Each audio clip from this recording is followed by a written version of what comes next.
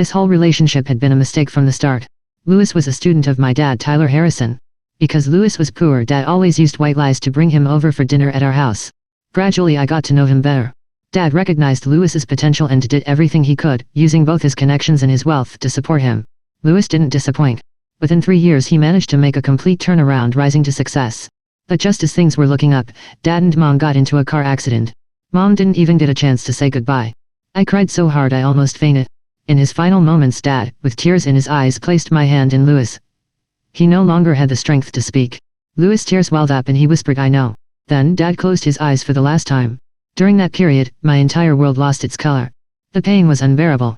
I felt like a lonely boat adrift on the open sea with no direction or support. I clung to Louis' sleeve like a drowning person gasping for air. A year later, Louis proposed to me. Looking back, I realize I must have been completely blinded by the idea of happiness. I couldn't see the flicker of resentment in his eyes. That bomb finally exploded with the arrival of his childhood sweetheart, Wendy.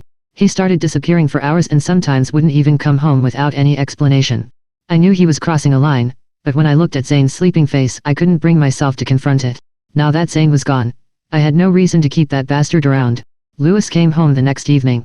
He stared at the cut on my lip in surprise. A hint of guilt appeared in his voice. "Why didn't you put on some ointment?" I pulled my hand away from his attempt to touch me and said coldly, "Sign it." He paused for a second, then glanced at the documents on the table. I could see the anger building on his face. He closed his eyes for a second, then suddenly slammed his hand on the table. "Are you done with this? I've tolerated you for so long, but you just keep pushing me. We're saying I come home, and he doesn't even come and greet me." Wendy stepped forward and gently caressed his chest. Her tone was slightly reproachful as she said, "Don't get so worked up. I've told you it's bad for your health." Louis patted her hand affectionately. The two exchanged a glance that spoke volumes, like an old married couple.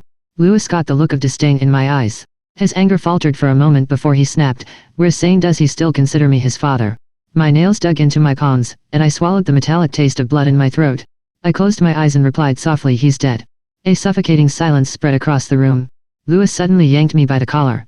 "Can you stop with the lies? Wendy's daughter saw him yesterday at school. That brat even slapped her twice. Are you covering for him so much that you'll even lie about him being dead? You two really are something." He shoved me to the ground, towering over me as he sneered. Seizing the perfect moment when he handed him the necklace I had failed to grab yesterday, Louis was furious. He flashed me a terrifying smile.